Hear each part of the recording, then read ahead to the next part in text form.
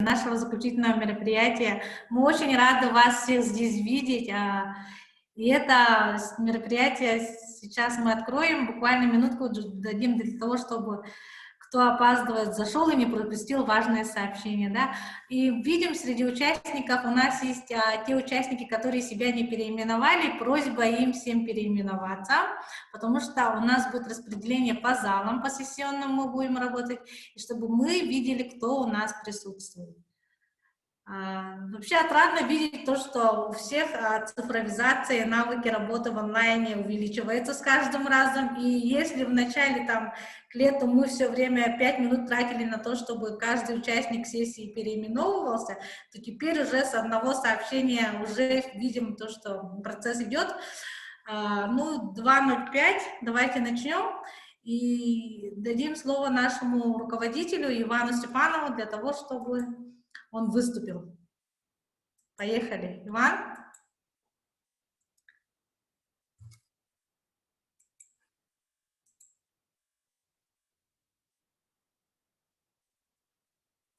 Ладно, Иван зайдет и расскажет. Вообще рассказывая о нашей деятельности, что за сегодня мероприятие, и отрывая в пятницу, мы вас пригласили, немножко рассказываю. У нас планируется такая работа, 2 дня мы будем генерить и строить работу с вами, с нашими постоянными партнерами, с ключевыми лицами, да, с людьми, которые постоянно обеспечивают бесперебойную функцию и деятельность нашей организации, да, с командой, которая с нами развивается и движется, да, и те, кто с нами, они сегодня присутствуют, мы попытались всех вас пригласить, точечно приглашать через WhatsApp, сообщения отправлять людям, которые с нами в течение этих 2 лет. У нас был день рождения, мы отмечали 2 года, и 2 года мы с вами вместе растем, движемся, развиваемся как команда. Но много слов не будем говорить. Давайте посмотрим ролик, который снял Алексей Павлов, наш хороший друг, со дня рождения точки кипения. Нургун, я попрошу вас включить.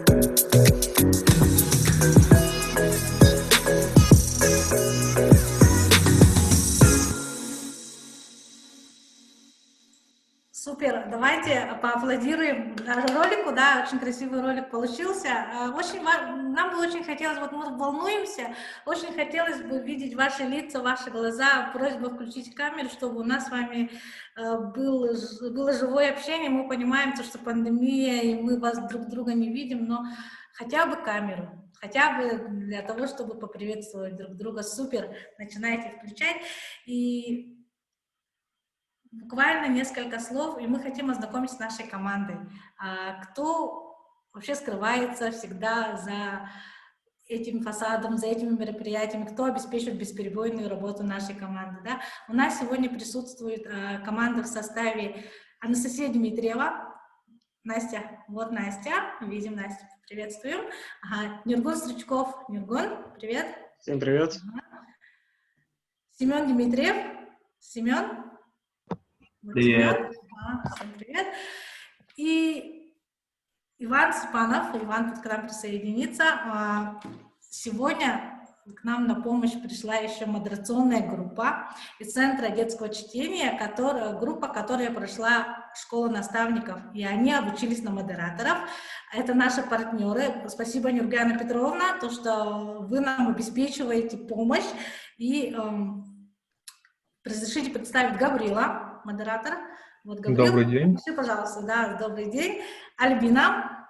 Где у нас Альбина? Не вижу Альбину. Вот. Альбина. Привет. Ага, приветствуем. И они будут сегодня обеспечивать модерационную часть. Да, вообще это заключительное мероприятие, и цикл продолжался в течение месяца. Весь сентябрь мы делали мероприятия. Всем привет, да, вот в чате видим, можно здесь уже начать общаться друг с другом. Очень важно, вообще точки кипения — это живые люди, это команды, которые друг с другом общаются, это постоянные движения и так далее. Мы друг друга, в принципе, знаем, поэтому можно тут уже общаться, сидеть, да. И я хочу поблагодарить те команды, те организации, которые в рамках цикла онлайн-мероприятий сделали свои мероприятия. Это IT-парк, который провел большую онлайн-экскурсию, да? Это венчурная компания Якутии, которая организовала встречу, это юные якутяне, ресурсный центр, это бизнес-школа, высшая школа инновационного менеджмента, творческая платформа «Пространство», это Центр творческого развития и гуманитарного образования школьников Алюкминского района, это команда Горного района, это университетская точка кипения, это единый ресурсный центр поддержки НКО и развития гражданских инициатив. И это, возможно, я кого-то не назвала, но это те организации, которые провели свои собственные мероприятия в рамках цикла онлайн-встреч. Также наши постоянные партнеры, наши общественные представители, да, Роза Олесова, Ливан Цакадзе, Варвара Васильева, Майя Курнева. Это люди, да, поприветствуем, мы вас всех видим, люди, которые постоянно нас поддерживают и проводят наши мероприятия. Спасибо вам огромное.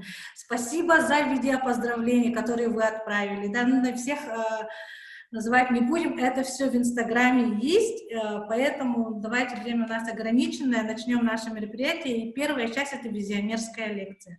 И мы передадим слово Ивану для того, чтобы он ознакомил с большим материалом, который надо слушать, который надо обязательно потом принять в работу.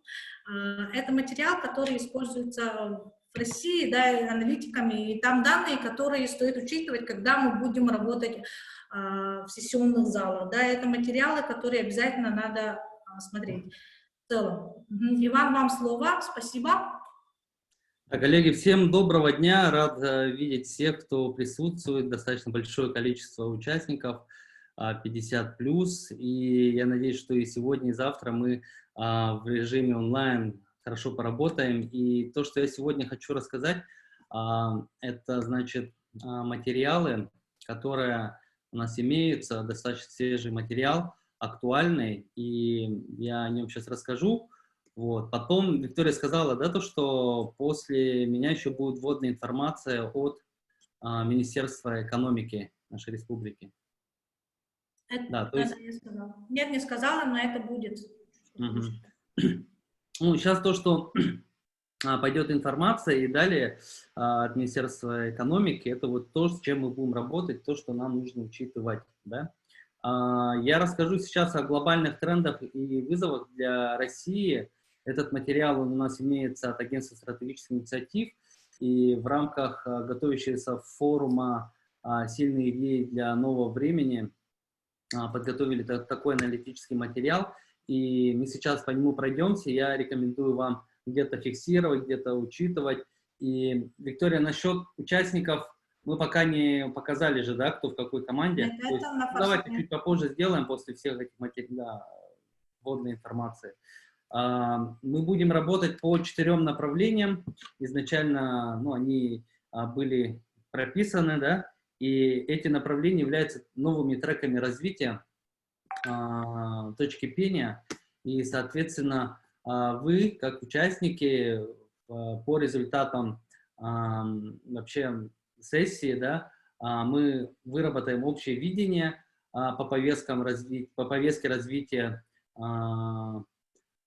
точки пения, потом синхронизируемся в нашей деятельности, потому что точки пения пользуется большое количество людей и организаций, и важно, чтобы по этим трекам развития мы понимали, что можем вместе делать, да. Ну и третье, это составим некую такую карту действий, то есть план, и мы поймем, да, действительно, что мы можем совместно делать. Вот. И это будет результатом форсайт-сессии. По направлениям, это у нас 4 направления: цифровизация, далее территория развития для будущего, третье — это технологический бизнес, четвертое — кадры, таланты нового времени.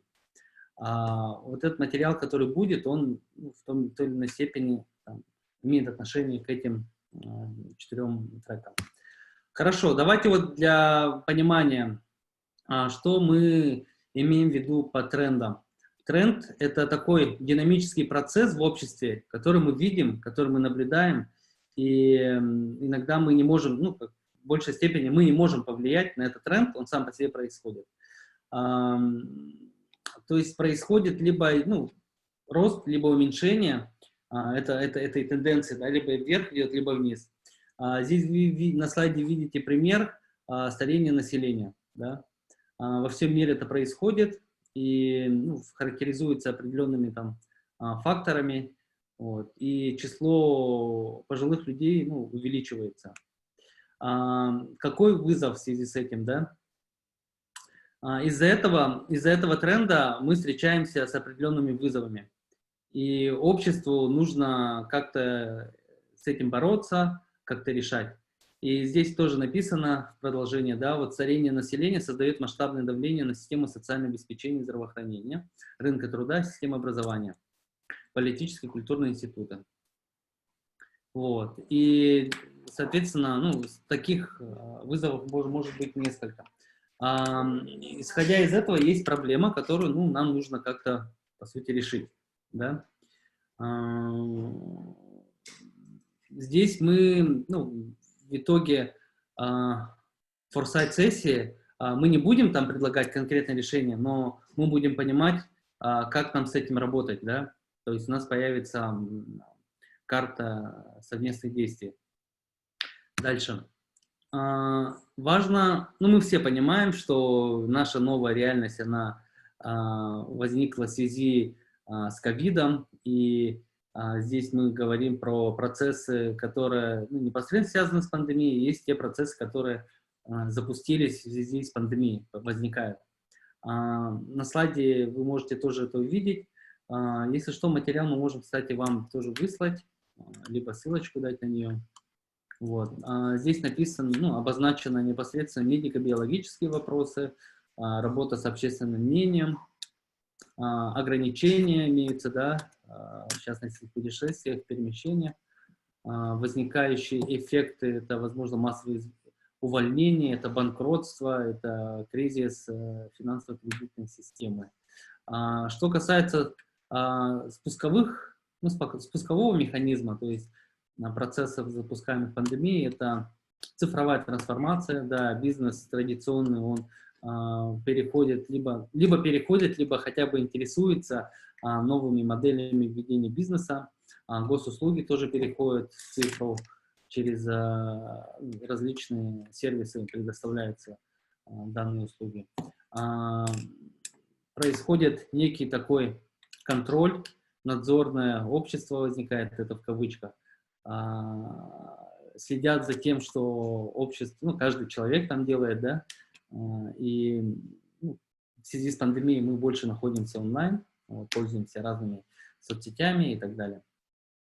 Релокализация. Меняются территории, где происходит производство. Если, допустим, там в дешевых странах можно было локализовать свое производство, то сейчас за счет четвертой промышленной революции, да, которая тоже характеризуется данными, различными датчиками, цифровизацией производства, то здесь эта ситуация тоже меняется. И происходит регионализация или островизация. То есть небольшие островки, ну, грубо говоря, группы регионов там объединяются, либо там отдельный регион становится таким ключевым и самостоятельно развивающимся. Но все вот это сейчас мы раскроем дальше в следующем слайде. Ну, смотрите, какие факторы есть, и какие тренды мы наблюдаем, да, и мы будем видеть на протяжении 10 лет. Это все аналитический документ на основе анализа аналитического центра «Форум». Здесь 9 таких пунктов, и внизу, если вы видите, по цветам обозначены факторы, да. То есть темно-синий – это актуально сейчас, средний синий – это фактор середины 2020 года, и фактор конца 2020 года – это светло-синий кругляшочек. Но здесь тоже можно видеть, и давайте обратим внимание на наиболее для нас близкие темы, исходя из треков. Например, вот индустриальная цифровизация.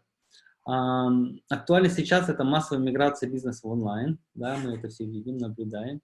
IT-инфраструктура для всех, конец цифрового разрыва, то есть благодаря высокоскоростному интернету, строительству инфраструктуры для интернета, да, мы будем больше иметь возможность, ну, в целом, допустим, наша республика, вход в интернет, пользоваться интернетом. Дальше переход к сетевой парадигме экономики, ну, сеть, взаимосвязь, связка регионов, населенных пунктов, отдельных людей, возможно, да, компаний, и некая такая новая парадигма в экономике возникает.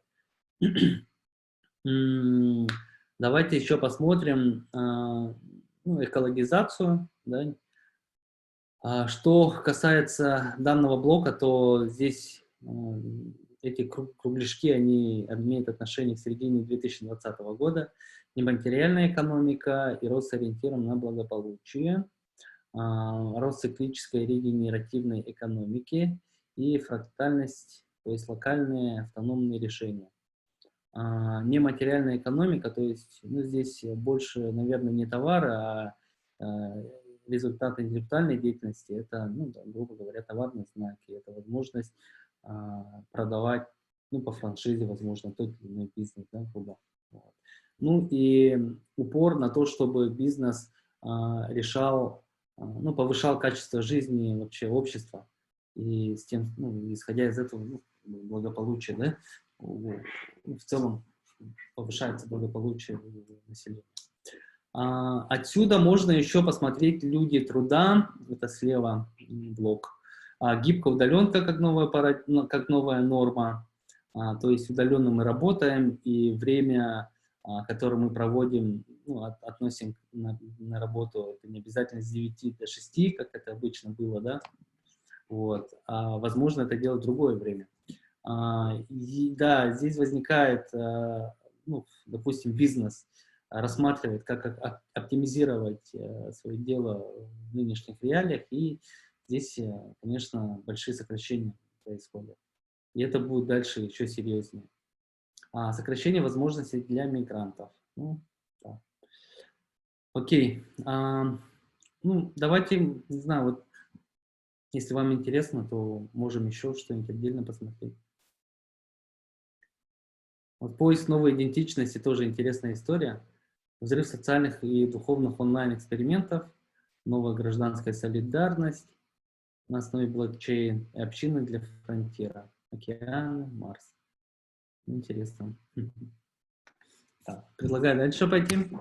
Вообще, вот если мы говорим про нашу страну, то как бы то, что происходит на мировом уровне, и то, что есть, ну, здесь обозначена повестка в России, да, то, чем занимается в России, на что делает упор. Объединив это, мы видим, что значит, ну, что относится к вызовам России. Здесь есть 2 цитаты, думаю, прочитали. Вот. И дальше там раскрываются сами вызовы. Да? Давайте посмотрим. 12 глобальных вызовов для России. Здесь вкратце они обозначены красным. Я отметил те, что близки нашей сессии, точнее тем трекам, по которым, тем направлениям, по которым мы сейчас дальше будем работать. а именно это изменение отношений человека и природы, научно-технический прогресс, дальше развитие и самореализация, то есть люди, наши таланты, кадры, им нужно создавать условия для самореализации, саморазвития. Вот, в нынешних сложных условиях.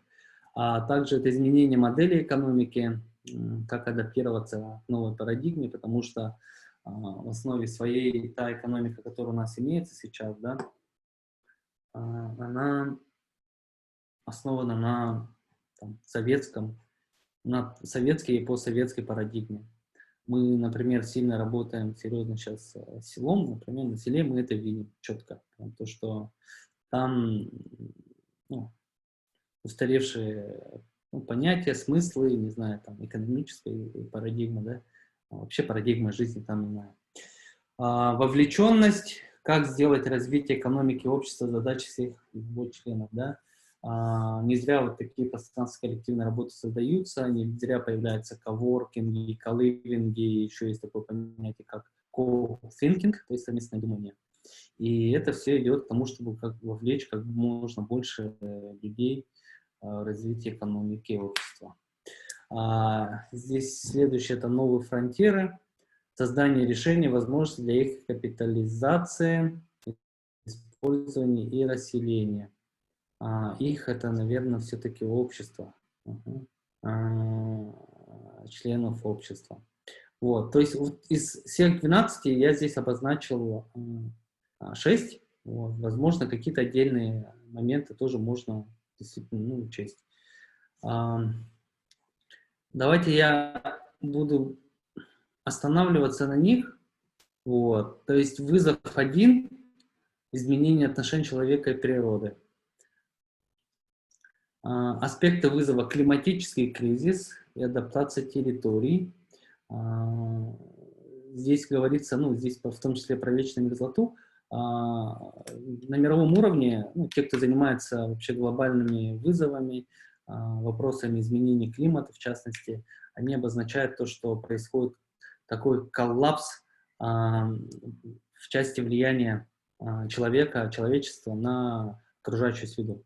И одним из примеров может служить, как, если не ошибаюсь, на Тихом океане, там происходит скопление со всего мира, скапливаются крышки от этих бутылок, да, допустим, от различных напитков, бутылок, и они в одном месте собираются. Это огромный остров. Вот. И это сильно бьет в целом экологии. Вот. Дальше. Создание и поддержание здоровой среды обитания, а также переход к циклической экономике, чистота воздуха и воды в городах и поселениях, переработка мусора и прочее.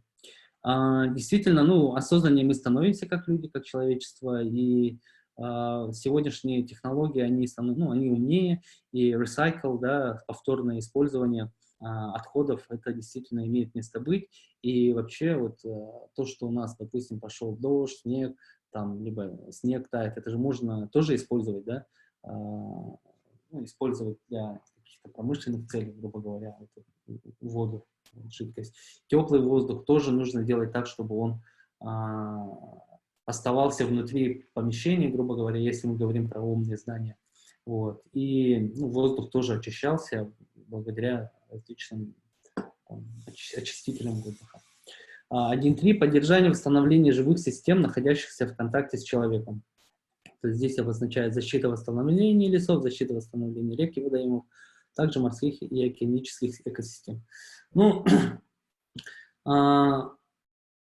Тема, вообще связанная с природой, она актуальна, и мы в этой природе находимся в большей степени, да, допустим, в европейских странах лесов-то и меньше намного, да, и у них нету такой связи с природой. А у нас она есть, и несмотря на то, что мы в городе Якутске находимся, мы можем когда угодно выехать за пределы города, либо там в деревню поехали, всегда мы так или иначе связаны. И на глобальном уровне вот этот вопрос, он очень серьезный по лесам и рекам. Леса тоже здесь у нас в Якутии тоже имеет место быть. Здесь, если говорить, почему вызов значим для России, то ну, здесь есть пункты, да, отдельно, которые говорят, то, что потепление происходит 2,5 раза выше в России, чем в мире. 60% территории России — это вечная мерзлота, в том числе мы, как Якутия, находимся, ну, здесь, да, имеем отношение к этой цифре. Есть отдельные проблемы в связи с этим. Вот. Один из высоких темпов исчезновения лесов в мире, в России, ну, тоже есть такая тенденция, мы это понимаем. Россия крайне неэффективно в использовании своего экологического капитала, не имеет представления о его ценности, и Россия должна стать, ну, здесь такой вопрос, должна ли Россия стать глобальным заповедником или целесообразная интенсификация строения земель в условиях глобального потепления? Ну, это такой вопрос-вызов. Ну, здесь есть отдельные индикаторы, тоже нужно иметь в виду, потому что, ну, это очень серьезный вызов, коллеги, да. Мы живем вроде бы далеко от центра, там у нас связь с миром не такая, ну, большая, серьезная, но тем не менее мы в таких в особых условиях живем, уникальных, как климатических, так и экономических, так и человеческих, да. Поэтому здесь ну, нужно иметь в виду в целом, как бы, как мы можем сохранить нашу экологию. Вот. И дальше. Предлагаю сразу к 5-му пройти вызову, потому что он близок для нас. Научно-технический прогресс. Ну, смотрите, здесь технологии, они, с одной стороны, дают возможности, с другой стороны, они имеют свою угрозу. Часто мы можем наблюдать, как достаточно старшее поколение, ну, которое сейчас, то поколение, которое сформировалось в советские годы, я тоже там родился, да, и успел прожить там 6, считай, лет. И то поколение, которое появилось после и сейчас, которое мы наблюдаем, развивается, школьники, да, наши дети, они более близки, ну, как бы более связаны с технологиями и с малых лет сидят со смартфоном и планшетами и находятся в каком-то другом, в другой реальности, да, в другом мире. Через YouTube, через разные игры, через что-то еще там и так далее. И с одной стороны, это хорошая возможность, да, освоить технологии, использовать его для своего же, ну, блага, для блага общества. Но тем не менее, возможно, что это все будет чревато какими-то отдельными последствиями. Вот. Психическими, моральными. Дети больше будут хотеть жить в виртуальной реальности, грубо говоря. И вообще есть такой сценарий, когда весь мир в будущем, через несколько поколений, перейдет в виртуальную реальность. Это в принципе возможно, потому что то, что сейчас создается, искусственный интеллект, да, там, роботизация, все это, ну, так или иначе, некую такую дает пощупать, понять, что, к чему мы идем. Вот. И аспекты вызова здесь они тоже обозначены, уже успели прочитать. Про искусственный интеллект, генная бомба. Вот. Можно влиять на геном человека и сделать так, чтобы человек был более здоровым, более сильным, более интеллектуальным. И эти технологии, они могут быть очень дорогостоящими. И из всего числа населения к нему будет иметь доступ там, порядка, может быть, 5%. То есть это такой неестественный отбор, неестественное будущее, развитие, и это, ну, опасная штука, грубо говоря. Ну, то же самое может быть и в сельском хозяйстве, в медицине использоваться. Энергопереход. Ну, наша экономика в основном-то и основана, ну, экономика России основана на природных ресурсах. Если взять, допустим, другие виды источники энергетики, это большой вызов. И вся эта инфраструктура, которая обеспечивается там, тепло, электричество за счет газа и нефти, то другие виды, они могут сильно, очень сильно повлиять на то, что экономика может ослабнуть. Но Россия сильна в других вещах, это атомная энергетика и водородная энергетика. В принципе, тоже в мире это так или иначе уже есть и предлагается потихонечку переходить на эти виды энергетики. Почему вызов значим для России? Ага. Так, вот здесь я уже обозначил по части нефти. Происходит сокращение экспорта нефти. Мы, к сожалению, да, знаем, что в технологическом плане наша страна отстает, не в лидерах, но есть будущее, которое связано с 2035 годом и национальной технологической инициативой, в связи с чем-то и точки P появились, и с чем работает ОСИ. Вот, возможно, в будущем есть шансы войти в число технологических лидеров мирового уровня.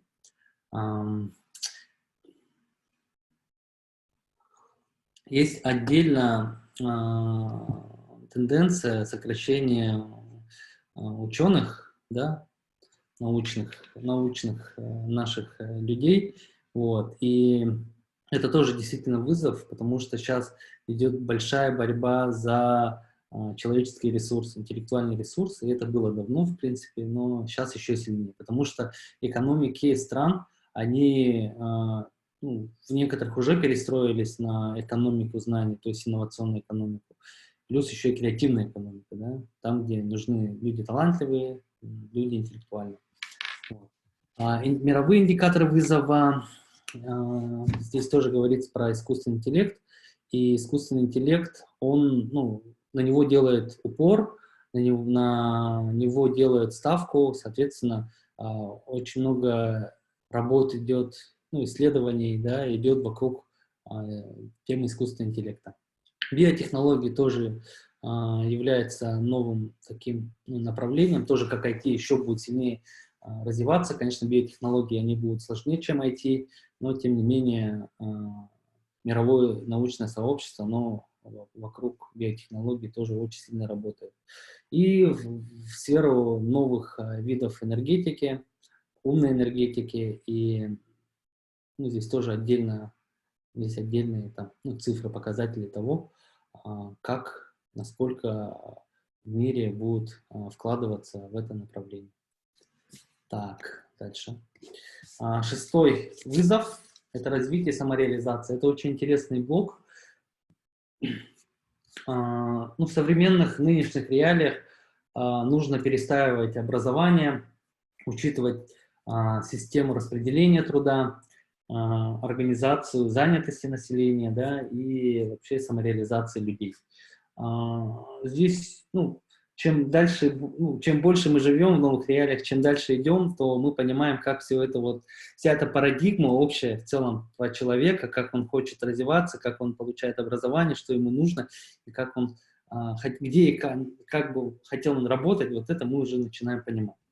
Вот. И говоря об аспектах данного вызова, то нужно сделать так, чтобы был равный доступ ко всем возможностям, да, в части самореализации и в дальнейшем получении образования и выстраивания своей карьеры. Формирование возможностей для непрерывного образования. То есть век живи, век учись, это очень актуально на сегодняшний день, и люди даже, и постарше должны иметь возможность переквалифицироваться, найти себе возможность для самореализации в профессиональном плане в другой сфере. И третий, здесь говорится про серебряный возраст, есть понятие школа третьего возраста тоже, да, имеет место быть. Поэтому, друзья, это очень актуальная тема, и в таких условиях учреждениям образования тоже нужно сильно меняться, даже тем школам, которые находятся, общеобразовательным школам, да. Вот. Но это вопрос, на самом деле, в целом развития общества. Школы — это, по сути, институт развития общества, социальный институт. Вот. Поэтому эта тенденция, она реальная, и мы с этим работаем. Организаторы этого мероприятия, да, точка кипения. Окей, решение проблемы лишних людей. Говорят в том числе про профессии будущего. Не зря об этом говорят, и некоторые профессии становятся ну, уже уходит потихонечку на нет, устаревает. Иногда говорят профессии пенсионеры, пенсионеры, да. И в связи с этим люди тоже могут взять и вместе с этой профессией уйти на нет. Ну, имеется в виду, у них не будет занятости, они не будут себе зарабатывать, да. И это тоже серьезная проблема. Нужны решения, которые позволят их занять, их активизировать в той или иной какой-то сфере. Почему вызов значим для России? Производительность труда РФ вдвое ниже, чем в странах Организации экономического сотрудничества, по-моему, и развития. ОЭСР есть такая международная организация. Вот. Действительно, да, отдельно, ну, это отдельное направление для нашей страны в части повышения производительности труда. Более 40% людей, получивших высшее образование, не работают по специальности. Да, к сожалению, это так. Люди очень с хорошими образованиями, там, профессиями могут работать менеджерами в той или иной организации, да, хотя могли бы быть полезны в другой сфере. И ну, эта проблема действительно есть, и многие выпускники из Якутии, там, выпускники центральных вузов из Якутии, они не всегда находят себе место работы здесь, там, нанотехнологи, они завершили там какой-нибудь МИСИС, а сюда приезжают, а им для них нет работы, там, либо в сфере космоса, например. Вот. А около 15 рабочих мест окажутся невостребованы, это тоже серьезный сигнал. Многие предприятия, они будут роботизированы, но они уже могут это сделать.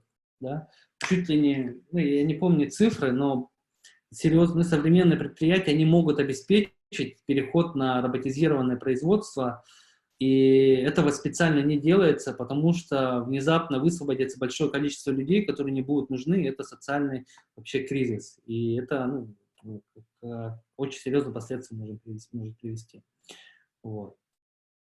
И здесь тоже обозначается то, что нужно развивать компетенции в области экономики знаний, в скобках инновационной экономики. Инновации, они создаются благодаря новым видам знаний, то есть за счет исследований, аналитической работы, за счет генерации каких-то новых идей, новых проектов. Чем профессиональный человек, люди занимаются, чем больше новых знаний появляется. И мировые индикаторы этого вызова.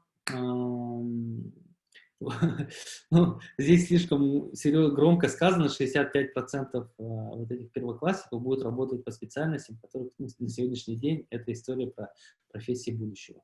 Отдельно есть атлас новых профессий, если интересно, можете ознакомиться, наверное, многие уже об этом знают. Но поживем, увидим, как говорится, да. До 2 миллиардов существующих рабочих мест может быть закрыто. Здесь я уже сказал про роботизацию, автоматизацию. И через 50 лет более 60% роста занятости в странах ЕС и Великобритании будет приходиться на лиц старше 65 лет. Понимаете, да? Как серьезно. Вот. Но я надеюсь, что в этом возрасте мы будем сильными, крепкими, здоровыми, благодаря не просто медицине, а благодаря умному питанию, правильному питанию и различным полезным продуктам. Дальше. Предлагаю сразу пройти к 9-му вызову – изменение модели экономики. Как обеспечить экономический рост и всеобщее благополучие без ущерба для окружающей среды и будущих поколений. Сегодня мы, возможно, вот как человечество сильно, думаем только о нынешней ситуации жизни, да, о себе, о своем поколении, и экономика потребления, она очень сильно влияет на окружающую среду и забирает у будущих поколений ресурсы. Да. Поэтому здесь нужно понимать несколько вот этих аспектов, их даже целых 5. Вот. И от экономики потребления нужно уходить на другие модели нематериального роста. Здесь, возможно, имеется в виду, например, индивидуальное производство, то есть бывает. Ну, то есть, допустим, это не промышленное производство. Например, кроссовки, если человек хочет, то он заказывает только под себя, а не так, что 10 пар, возможно, он купит, возможно, не купит, потом их там где-то утилизирует. Вот. А именно, чтобы по заказу, чтобы четко по размеру, по каким-то другим пожеланиям клиента. Вот. Дальше. Новая зеленая экономика, рост за счет улучшения экологии, восстановления природных богатств. Но это отдельная история. Возможно, здесь в мире это происходит, в нашей стране. Ну, я могу в качестве примера сказать про очень сложное название. Вот нет, не выговорю. Есть специальные парки, где действительно плейстоценовые парки. Плейстоценовые парки. Например, в Черском, в нашей республике, есть такой парк. И есть один очень интересный человек, Ринальдо Малямов, один из тех людей, которые там работают. Он здесь в точке П не бывал, мы с ним тоже на эту тему общались. И вообще есть ученые из Новосибирска, целая семья, я вот не помню, сейчас не скажу, и они известны в мире вот по этому направлению. И действительно они занимаются восстановлением, животного мира, скажем, да, а здесь про природные богатства. В том числе, как-то и действительно происходит работа вообще в части восстановления природных богатств. Возможно, вы знаете, да, может, кто-то добавит. 9.3. Переход к новым индикаторам эффективности. Смотрите, значит, сравнивать экономику, сравнивать благополучие населения в тех или иных странах за счет ВВП, это, считается, не есть уже правильно. Нужны другие индикаторы, показатели эффективности. Например, насколько жители счастливы в той или иной стране. Возможно, за счет тех ценностей, которые являются важными для того, чтобы человек был счастливым, и понять, насколько общество счастливо, нужны такие показатели. Вот.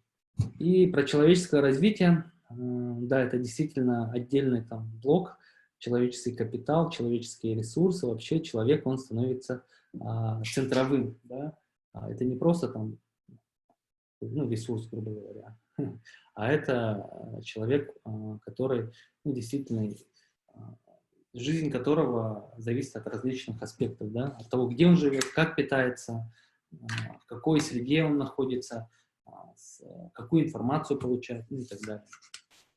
Возникновение новых типов экономических отношений.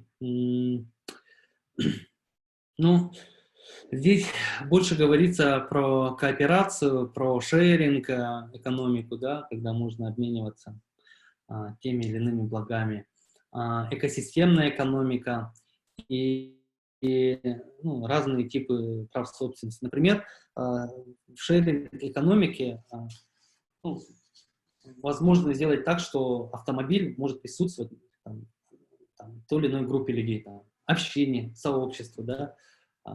Хотя в современном мире сейчас, допустим, автошеринг, каршеринг, да, ими владеет компания, предприятие, да, которые все это организовали, которые имеют определенные условия, экономические взаимоотношения с производителем автомобилей.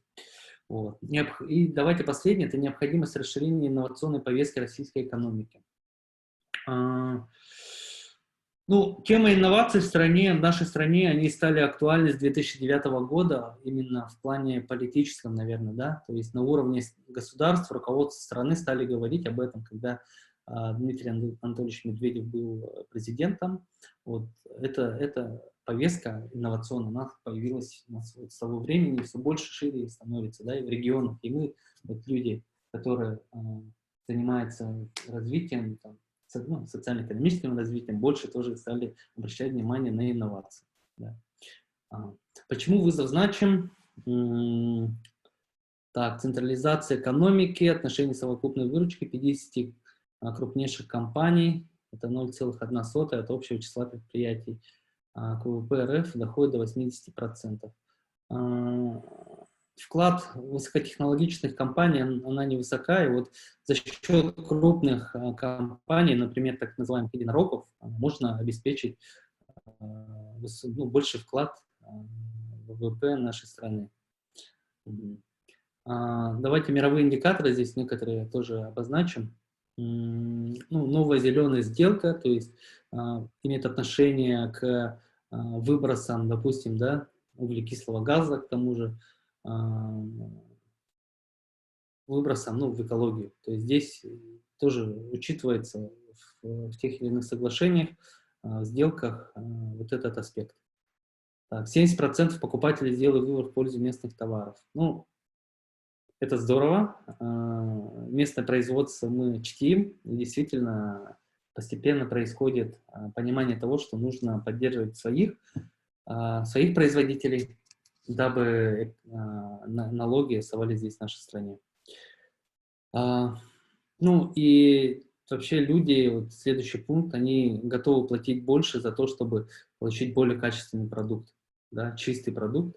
Вот. И в мире, в развитых таких странах, допустим, в европейской, в Германии, там действительно готовы платить за экологически чистые продукты, действительно больше. Это экзотические продукты из Якутии могли бы там тоже, да, продаваться. И продаются так или иначе, иногда доходят.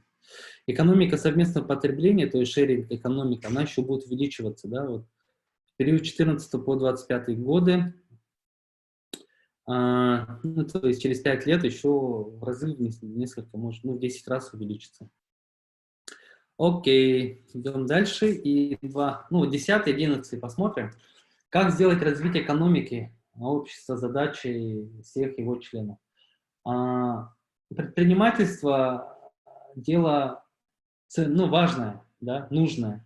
Если мы в 80-х годах, в советские годы вообще не занимались этим, обществом наше, да, российское, то в 90-х начали, но при этом вплоть до 2010 года примерно отношение к предпринимателям было очень такое непозитивное. Предпринимателями быть предпринимателем не было модно, скажем так. Вот, но сейчас эта парадигма меняется, и все больше людей понимают, что предпринимательство нужно развивать с точки зрения того, что отношения людей, во-первых, и подрастающих поколений в школах вводятся разные занятия, и с подросткового возраста уже многие понимают, что нужно давать детям основу ведения предпринимательства, компетенции предпринимательства. Дальше. Формирование лидеров изменений существующих государственных коммерческих и некоммерческих организаций. Многие организации, да, они уже выступают как лидерами изменений, агентов изменений, то есть они берут на себя ответственность на то, чтобы качественно изменить ту или иную сферу, да, например, сельская местность тоже, да, то, где много ведется работы, это тоже, скажем так, относится к данной теме. 10.3. Массовое вовлечение граждан в общественные изменения и запуск новых возможностей. Как можно больше людей нужно вовлекать с тем, чтобы они и поддерживали, и становились частью процессов изменений, а не просто наблюдателями были, да. Для этого и точки кипения, и новые пространства среды будут создаваться, и отдельно формируя те или иные сообщества, мы можем больше сделать охвата людей, которые могли бы стать частью новых преобразований. Почему вызов значим для России? Уровень ранней предпринимательской активности в России почти вдвое ниже, чем в США. А плотность МСП в России более чем в 2 раза ниже, чем в Испании или Великобритании. Больше половины лиц в возрасте от 18 до 30 лет хотят вести бизнес. По данным опроса НАФИ, отношение россиян к предпринимательству. И мировые индикаторы важности вызова. Участие в гражданских активностях приводит к улучшению здоровья и продолжительности жизни, отмечает Healthy People. Вовлечение повышает эффективность внедрения госполитики и городских проектов, увеличивает удовлетворенность работы и производительности труда. Количество предпринимателей младше 20 лет в ЕС в Великобритании выросло в 7 раз. За последние 10 лет, к 2030 году, более 50 работников США и ЕС должны будут обладать предпринимательскими компетенциями. Да. Ну, эту тенденцию мы здесь тоже понимаем, как бы учитываем, да, и не просто мы проговорим то, что нужно молодежь прививать в предпринимательской деятельности, а говорим о том, что предпринимательские компетенции должны быть в том числе у госслужащих, грубо говоря. Это действительно компетенции, предприимчивость, умение считать и прочее, прочее, внедрять новый товар, продукцию, грубо говоря, да, это тоже нужно уметь делать. Ну и последний вызов – это новые фронтиры. Здесь говорится про территории, как Арктика и Сибирь, малоосвоенные территории, и как не повлиять, не нанести ущерб нашим территориям, ну и природе, в частности, нашей, да. Это действительно показатель того, насколько человечество может повыситься с осознанности. Это же такой осознанный подход, в том числе и в производстве, в добыче природных ресурсов. Крупные предприятия, даже международные корпорации, они очень сильно влияют на нашу природу, в том числе вот на жителей там, в северных районах нашей республики и других регионах нашей страны. И это серьезная проблема. Вот. Давайте посмотрим, почему вызов значим. Более 80% добычи нефти и газа именно в Арктике. Да?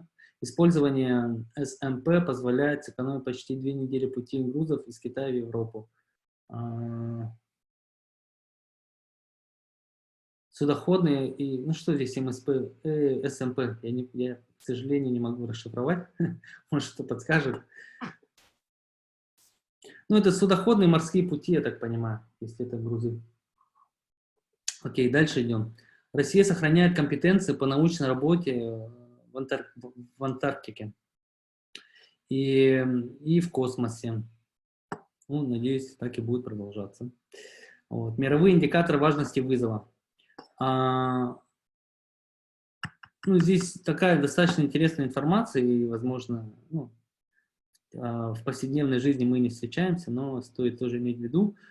Суммарная стоимость товаров и услуг, формируемых за счет океана, не менее $2,5 триллиона США, оказывается, да? То есть, когда вот мы товар получаем, услуги, они через океан приходят, например, и для того, чтобы доставить тот или иной товар до той или иной страны, вот, это все через океан. Глобально уже утрачена половина коралловых рифов и мангровых зарослей, одних из наиболее продуктивных сред обитания, сообщает Всемирный фонд дикой природы. Вот. Дальше. 5,75% среднегодовой темп роста суммарного госфинансирования космических программ в период прошлого десятилетия. 63% бюджета составляет программа освоения космоса для гражданских целей. Но смотрите, вот эта тема по космосу, она развивается и будет развиваться так или иначе. Наверное, вот в ближайшие 15 лет у нас действительно будет прорыв, и то, что делают те, кто занимается космосом, они добьются своего. Есть такая тенденция, и все больше и больше будет отправляться средств на освоение космоса. Вот. И, возможно, там поселенцы и появятся. Будет круто. В целом, это все. Коллеги, вот 12-й пункт, это в целом чисто такая российская тема. Я думаю, что не надо на это сильно предлагать. Сейчас,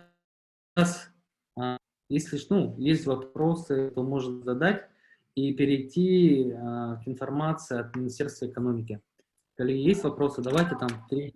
Спасибо, Иван. Визионерская лекция «Форсайт». Мы прослушали информацию от Ивана Степанова по теме «Глобальные тренды и вызовы для России». И в целом визионерская лекция дается участникам для того, чтобы было у них видение, да, что сейчас в тренде, какие вызовы, какие проблемы перед нами стоят и о чем нам надо сегодня в рамках «Форсайт» сессии думать.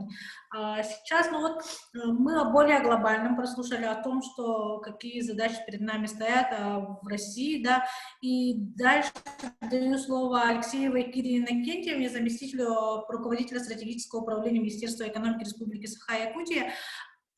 Кира Иннокентьевна с нами поделится информацией об стратегии Республики Саха-Якутия. Буквально прослушаем эту информацию для того, чтобы у нас с вами траектория для работы образовалась. Хорошо? Кира Иннокентьевна, мы даем вам функции организатора и ваше слово.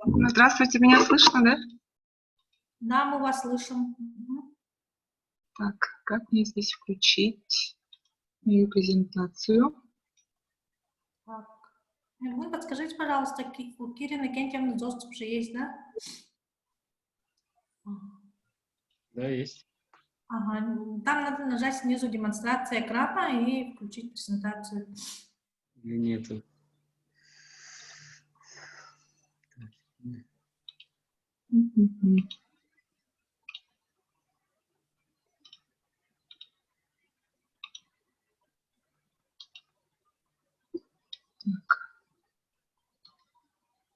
А это чья демонстрация? Ивана стоит. Это Иван, Ивана, чтобы да, выключить. Нужно, чтобы Иван выключил. Вот, теперь Ага. есть доступ. Вот, сейчас надо включить вам демонстрацию экрана. Почему-то у меня не идет. Кира Иннокентьевна, вы как человек, который непосредственно варится во всем этом, скажите нам, пожалуйста, в целом, куда нам двигаться. Вот, все, мы видим ваш экран, замечательно, очень круто. Все, он опять пропал. Да, можно я здесь пока готовится, да, решается вопрос. Коллеги, скажу информацию. Вот в целом мы хотели бы, конечно, при работе в рамках форсайт-сессии учитывать то, куда мы должны прийти с точки зрения стратегии социально-экономического развития нашей республики. Невозможно других таких стратегических документов, потому что, когда мы будем генерить, мы тоже должны в голове держать, к чему все-таки идет республика и как мы можем, как сообщество точки пения, помочь в этом плане. Какой вклад сделать. Хорошо, давайте тогда послушаем. Мы видим на экране презентацию. Да, мы видим. Так видно, да? Да. Все. Здравствуйте, дорогие коллеги. Сегодня я вам расскажу, какие у нас на сегодня определены приоритетные направления и стратегические задачи развития Республики Саха. В декабре 2018 года у нас состоялось знаковое событие для республики. Это был принят закон и утверждена стратегия социально-экономического развития Республики Саха-Якутия до 1932 года и целевым видением до 2050 года. Стратегия как документ верхнего уровня определяет основные векторы социально-экономического уровня в соответствии со стратегическими документами федерального уровня. И реализация стратегии до 2024 года коррелирует с параметрами национальных проектов. У нас в республике реализуется 48 региональных проектов в рамках 11 национальных проектов. Главой Республики Саха-Якутия приняты 6 стратегических указов главы, которые направлены на развитие благополучия региона и, по сути, раскрывают и детализируют реализацию стратегии 32 до 2024 года. По каждому указу принят план мероприятий и установлены целевые ориентиры. К 1932 году мы видим республику лидером международного уровня по конкурентоспособности человеческого капитала. Для этого необходима эффективная пространственная организация расселения производительных сил. Это включает в себя выстраивание транспортного энергетического каркаса территории, эволюционную концентрацию населения в точках роста.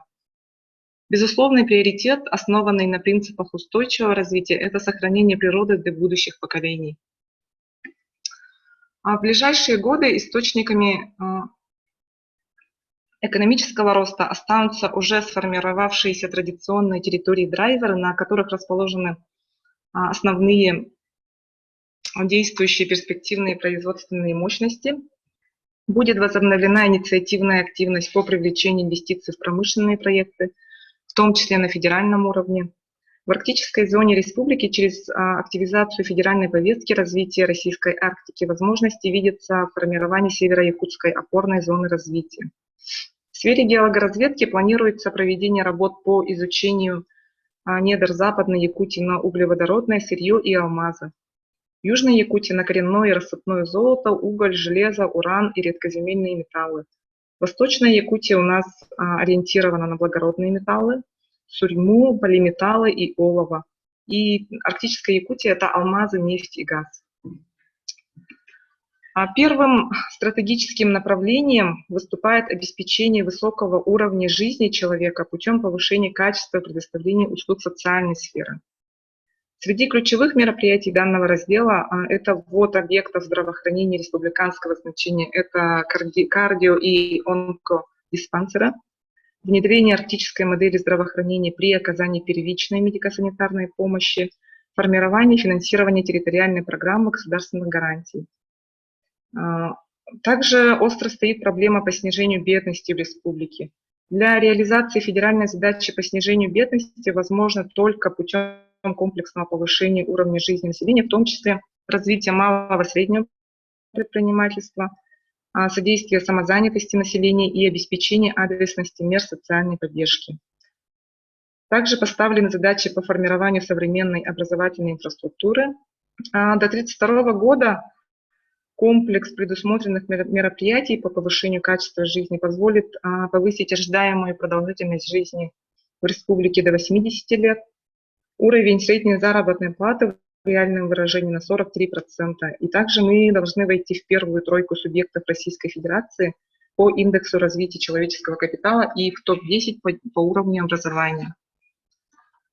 Также повышение эффективности управления территориями будет обеспечено путем реализации ключевых проектов, таких как строительство мостового перехода через реку Лена, реконструкцию инфраструктуры региональных аэропортов, строительство второй очереди ГРЭС-2, магистрального газопровода Кызылсыр, также обеспечение устойчивого сокращения непригодного для проживания жилищного фонда, повышение энергоэффективности отрасли ЖКХ, обеспечение безопасности жизнедеятельности.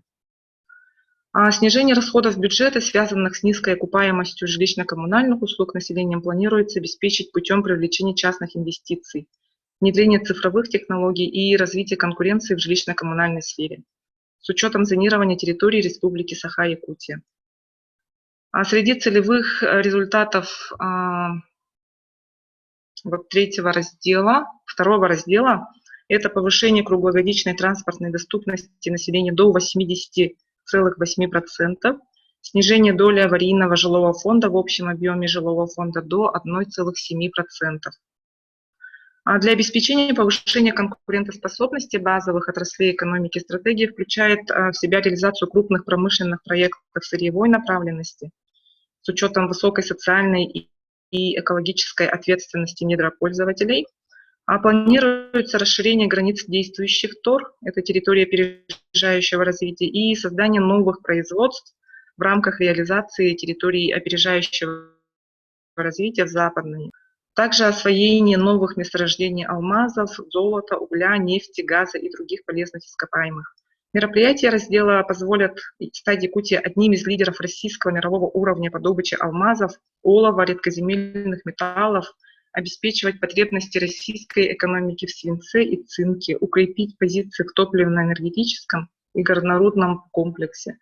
Индекс промышленного производства должно увеличиться на 61,8% к 1932 году к уровню 2017 года. То есть это более чем в 1,6 раза, да, получается.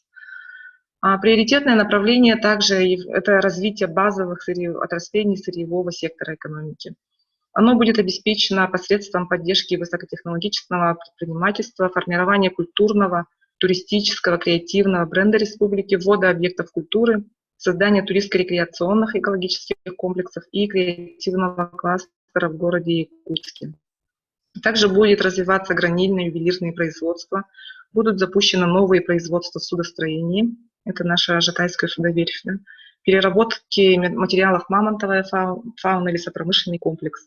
Мероприятия должны повысить в 2 раза индекс производительности труда в базовых несырьевых отраслях, увеличить объем несырьевого, неэнергетического экспорта до $1,5 миллиардов в год и увеличить численность занятых в сфере малого и среднего предпринимательства, включая индивидуальных предпринимателей и самозанятого населения.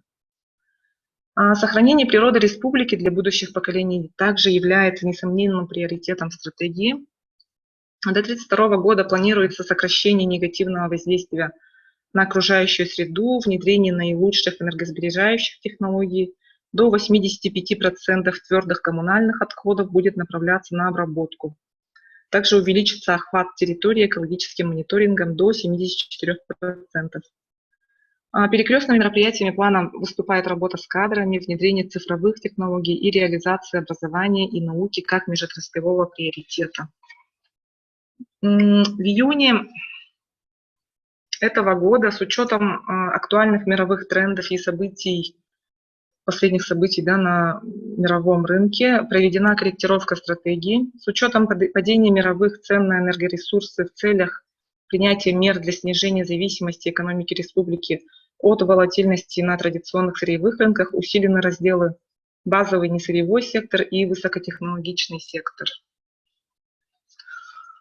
Включены мероприятия по развитию технологического мышления и инновационной восприимчивости населения, развитие платформ интеграции региональной инновационной системы с базовыми отраслями экономики путем создания востребованных технологичных решений. Кроме того, несомненным приоритетом, конечно, у нас в свете последних событий это является здоровье населения. Так, здоровье граждан республики – это один из важнейших компонентов развития человеческого капитала. С учетом угрозы распространения ковида и в целом инфекционных заболеваний, цель по сохранению здоровья населения дополнена мероприятиями по профилактике реализации противоэпидемических мер.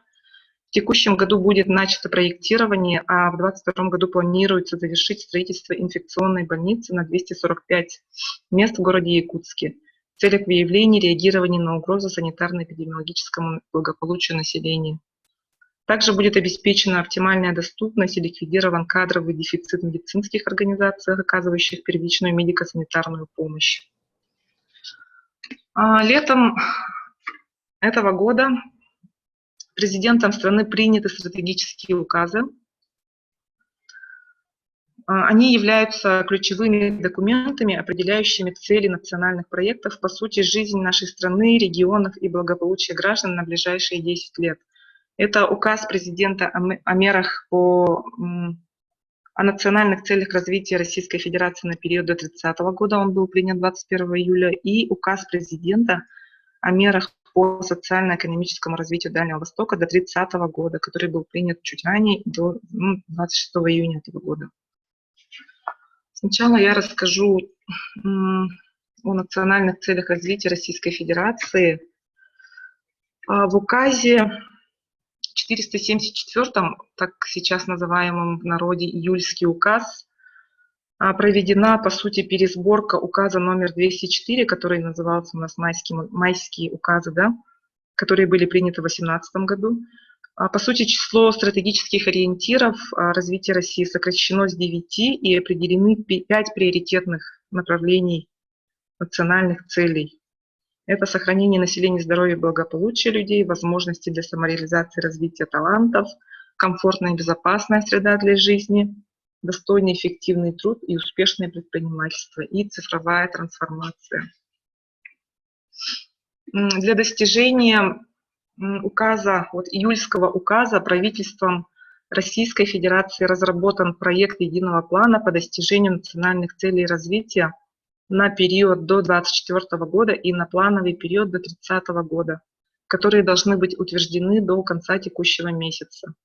Там, если смотреть по проекту единого плана, там предусмотрено 497 мероприятий, направленных на достижение ранее озвученных 5 национальных целей. Из них 192 – это совершенно новые меры. В целях развития туризма инициируется принятие нового национального проекта «Туризм и индустрия гостеприимства». Также единым планом предусмотрено внесение изменений в действующие национальные проекты. К примеру, национальный проект «Наука» трансформируется в нацпроект «Наука и университеты». целях более глубокой интеграции научных организаций и высших учебных заведений. А в рамках нацпроекта будет создано не менее 45 научно-образовательных центров мирового уровня. На сегодня целевой индикатор данного показателя это 15 нот, то есть он увеличивается почти в 3 раза, в 3 раза, до 45. А в указе о мерах по социально-экономическому развитию Дальнего Востока, который принят 26 июня, президент России обозначил главные стратегические цели государственной политики в дальневосточных регионах. Это постоянное превышение темпов развития экономики над среднероссийскими в 1,5 раза, и качество жизни в каждом дальневосточном регионе к 2025 году должно быть выше среднего по России. То есть, по сути, Дальний Восток приоритизирован. В конце сентября утверждена национальная программа развития Дальнего Востока до 1935 года.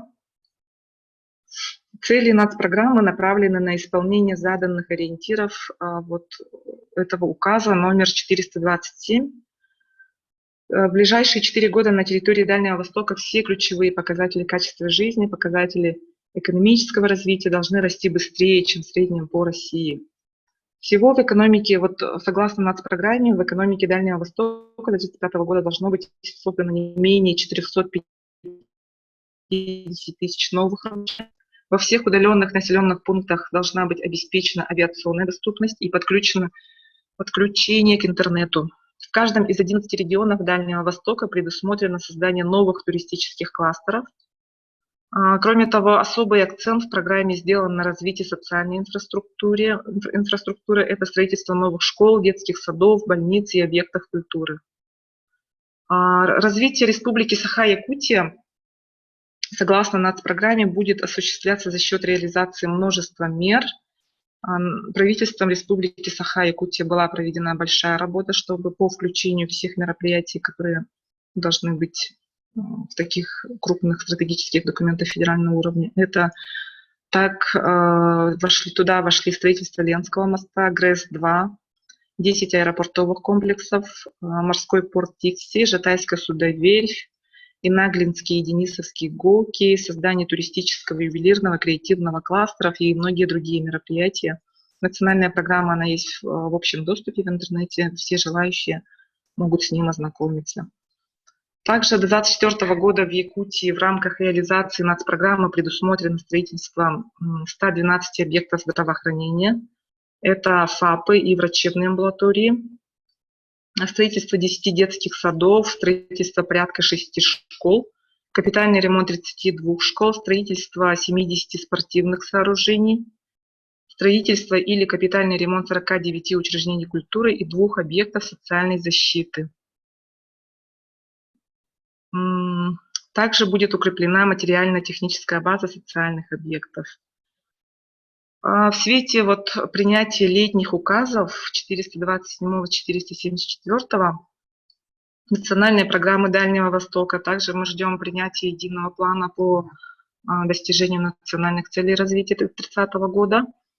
Основные целевые ориентиры стратегии Республики Саха-Якутия также будут скорректированы в следующем году. Будет проведена работа по корректировке этих целей. Спасибо за внимание. Если есть вопросы, то давайте. Да, спасибо.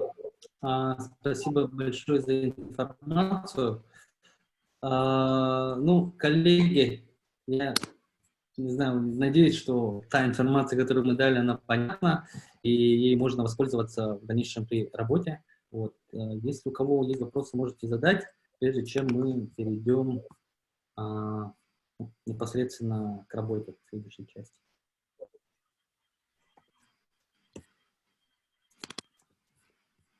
Есть вопросы? Нет вопросов? Хорошо. Можно попросить вас выключить экран? Демонстрацию экрана. Коллеги, я сейчас вам расскажу порядок тогда работы. И я буду основным ведущим модератором сегодняшней завтрашней сессии, дневной точнее сессии, да? Сейчас включу демонстрацию экрана и покажу нашу проходку, да, то есть как мы будем вообще работать. Так, сейчас.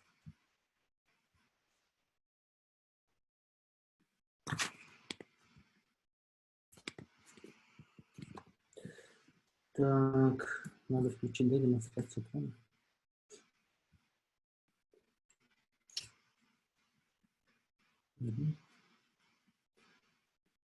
Да, спасибо большое Министерству экономики за вводную информацию и в целом за понимание того, как мы вообще как республика, да, как видит руководство нашей республики развитие региона в социально-экономическом плане.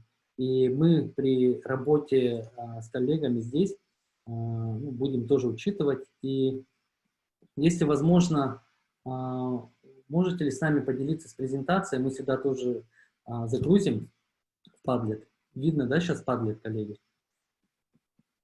Padlet — это... Да, участники просят презентацию спикеров, чтобы это все в работе потом использовать. Кира Иннокентьевна. Угу.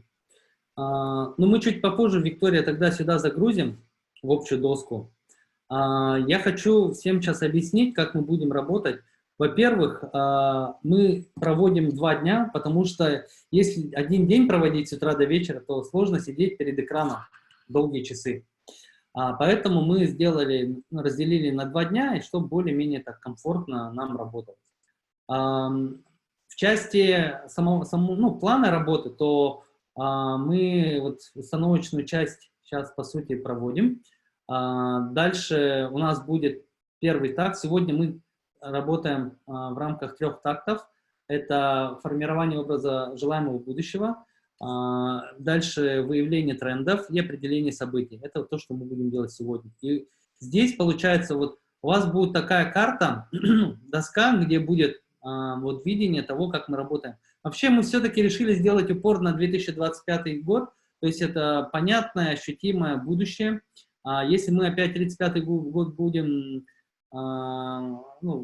работать с 35 годом, то здесь слишком много таких, может быть, фантазий, вот, а хочется, чтобы более конструктивно и по делу.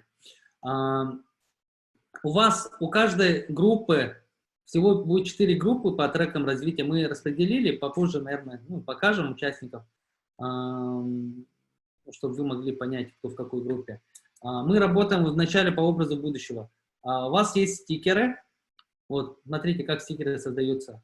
Правый нижний угол, тут есть плюсик. Нажимаете сюда, появляется вот слева стикер. Например, мы назовем цифровизация.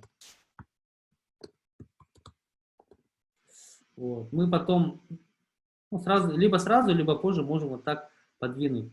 Если у вас телефон, то это нужно указывать на экран и двигать. Отдельно скачивать не обязательно. Подождите, для все-таки смартфонов, посмотрим, можно через браузер открыть этот Padlet. Я предлагаю... можно организаторов попросить, Настя, в чат Zoom не отключаем, скинуть ссылки на доски по трекам. Пусть пока тоже посмотрят. Я вот это тоже скину сейчас. Закину. Это общая доска.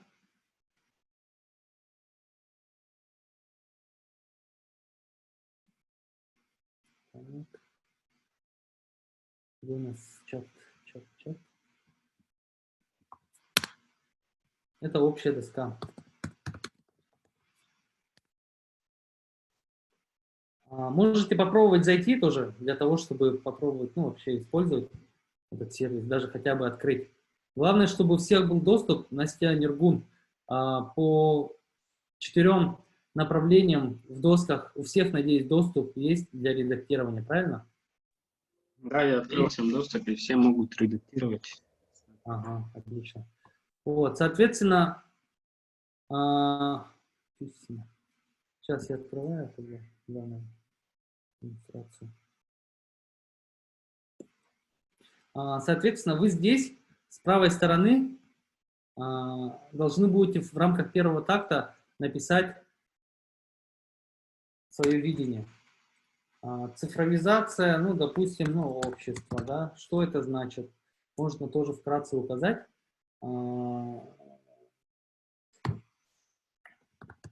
Социальные процессы будут 50%.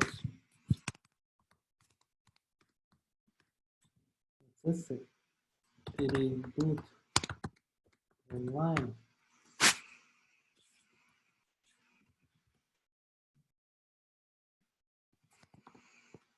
Допустим, 50% социальных процессов и отношений перейдут в онлайн. Ну, например, я вижу такое будущее, да, и сюда вставил. И также все участники по каждому из треков будут также вот так добавлять. Потом переходим к следующему такту, да. Вам модератор все тоже будет подсказывать по каждой группе, у них есть отдельные подсказки. Если что-то совсем непонятно, я могу тоже включаться, вот, со мной можно коммуницировать через модераторов. Мы с ними в прямой связи. Потом тренды. Вот видите, здесь желтого цвета, это ну, то, что вы должны заполнить, да. А здесь правее это пример тренда. Например, электромобили. Я говорю, что электромобили, вот, они растет, значит, данный тренд. Либо тренд растет, либо тренд снижается. И электромобили становятся очень популярны среди автомобилистов. Ну, не то чтобы очень, да, но становится популярным. Где? В мире. То есть пока не в России, не в Якутии. Но если у вас тренд связан с Якутией, то вы указываете Якутию, где это происходит. Также вы берете и создаете, вот, нажимая на этот плюсик. Вот. Тоже попробуйте, коллеги. Если вы зашли и получается, то хорошо. Если нет, то надо будет решать. Потом дальше. Каждый раз после каждого такта вы выходите в общий зал. Вы будете находиться в отдельных Zoom залах, комнатах. Потом, когда вы будете презентацию делать после каждого такта, выходите, и один из вас, ну, два, может быть, представителей рассказывают о 3 наиболее популярных карточках, стикеров. За эти стикеры голосуются вот таким образом. Плюсик, вот плюсик. И у каждого человека есть 1 голос. 3 голоса, прошу прощения, 3 голоса. И голосуйте, да, за чужие карточки, за свои не голосуем. Это важно. Угу. Вот. И потом модератор видит и определяет, какие карточки, какие предложения наиболее были популярны и реальны с точки зрения участников. Хорошо. События то же самое. Но здесь тоже карточки создаете, но при этом указываете, что происходит. Да? Название, заголовок, точнее, здесь заголовок должен быть. У тренда и у события тоже заголовок. Заголовок, он как название статьи, название заголовка статьи в газете. Вот здесь пример. Якутия и Банк Веб РФ подписали соглашение о создании города будущего. И что это значит? Это значит, что достигнут соглашения о создании нового города рядом с Якутском. Ну, грубо, это я сгенерил, да? Кто? Кто эти люди? Кто это за субъекты влияния на развитие, да? На изменение там, и развитие? Это правительство Якутии и Банк Веб РФ. Где это будет? Где-то событие произойдет. Рядом с Якутском. Когда? В 25 году начнется строительство. Наверное, вот так лучше сказать. Вот. Это пример. И таких событий от вас может быть там по 3 человека. Желательно вот работать по 3. В среднем 3 карточки каждый представляет. Вот. И все это мы потом опять же голосуем и выносим на общее обозрение. Сегодня мы закончим событиями. Возможно, до 6 мы завершим, постараемся раньше. И завтра мы продолжим работу. Будем разрабатывать карты действий, некий план действий. По результатам, мы же хотим синхронизировать тех, кто вообще пользуется точкой кипения, тех, кто хочет быть частью интересных проектов, интересных процессов, интересных событий, хочет что-то предложить. Мы будем видеть, кто что хочет делать и кто как может совместно действовать. И по шаблону вы будете завтра вот эту карту действий создавать. Но прежде чем перейти непосредственно к разработке, мы в 11 часов начнем с генерации идей. Да? То есть, чтобы идеи, они еще связаны с событиями и трендами. Да? Вот мы выберем там 3 события по каждому из 4 направлений, и вам, коллеги, нужно будет написать такие действия, да, которые бы позволили воплотиться в жизнь этому событию. То есть, что нужно сделать, чтобы это событие возникло. Да? И вы уже накидываете идею. И из этих идей дальше создается карта действий. Да? Мы ее позже, завтра покажем, этот шаблон, а пока только работаем с образом будущего, трендами и событиями. Причем, смотрите, еще здесь одну ремарку скажу. События должны быть связаны с топовыми, ну, с лучшими трендами. Их тоже будет 3 по каждому из направлений. Вот. И вы все, конечно же, будете видеть, какие тренды предлагаются вашими коллегами по другим группам. Надеюсь, я объяснил вот в общих чертах. В частности, у коллег тоже будет возможность вам, ну, исходя из прописанного сценария, хода работы, объяснить, как все это будет делаться, как будет работать. По времени как будем двигаться? То есть час обозначили, будем через час тогда встречаться в общем зале, да? Нет, давайте попробуем. Ну, первый такт, он будет достаточно сложный организационно. Давайте ровно в 16 часов модератора мы включимся самостоятельно, да, там через WhatsApp. Поймем, как вы идете. И желательно в 16:15 завершить первый такт. Хорошо? Образ будущего. Да, образ будущего. Все принято. А потом там уже, ну, будем сжимать время, чтобы в 6 закончить. Следующие такты тоже не час, а чуть меньше делаем. По 45 минут. Ладно, нету вопросов?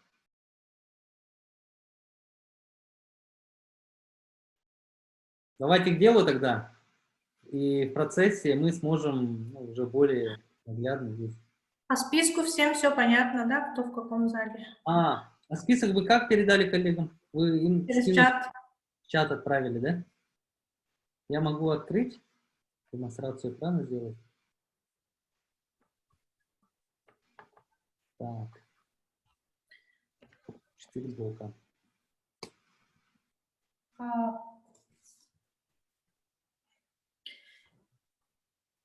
Ой, в блоке кадры и таланта так много участников. Да. Сейчас тогда будем по сессионным залам уже работать. Нургун, просьба тогда уже отправлять нас. Смотрите, коллеги. Технически я разделил участников по количеству. У нас там, по-моему, ограничения же были в каждом сессионном. Вот, я остальных участников раскидал просто рандомно по разным другим направлениям. Ну, кто-то желал именно кадры, кто-то технологический бизнес, старался учитывать это, да. Но есть такой нюанс, когда у людей там выкидывает, там они выходят, заходят, и обратно я их найти не могу, я максимально собрал. Если что, пишите мне, я вас перекину в ту группу, которую вы хотите. Хорошо? Сейчас просто рандомно всех раскидаю по залам. Половина рандомно, половина то, что должно было быть. Хорошо? Так, не очень понятно. Получается, половина это те, кого мы записали изначально, правильно? Да, изначально я это все сделал, всех выстроил, но люди выходят, заходят, а они у меня со списка опять слетают. И мне опять нужно заново их искать, и в этом сложность.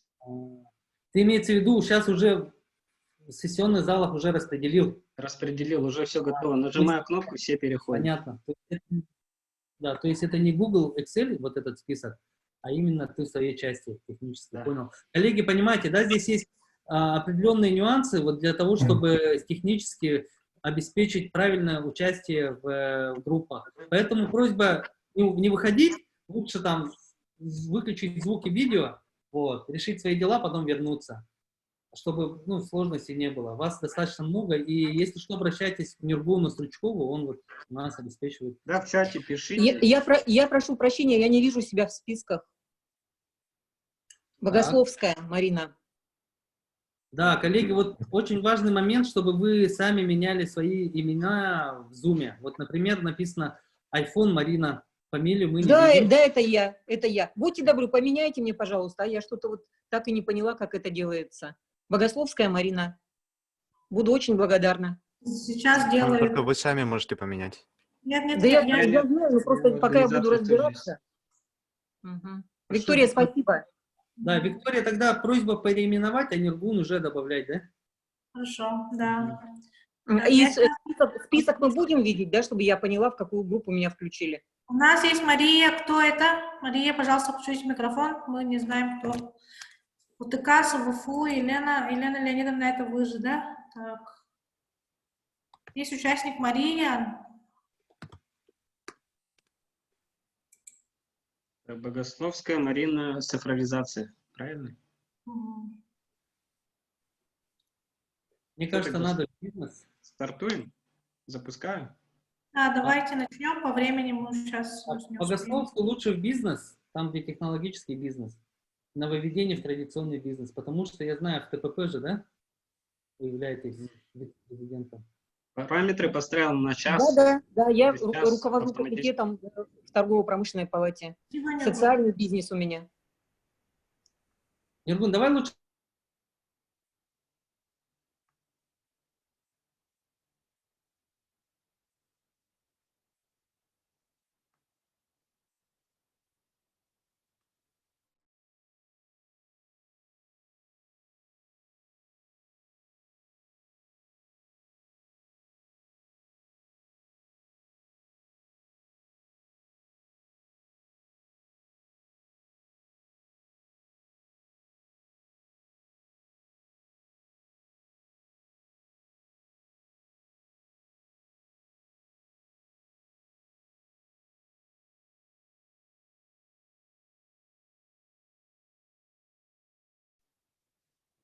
Осталось еще пару участников, вам нужно будет нажать перейти в сессионный зал.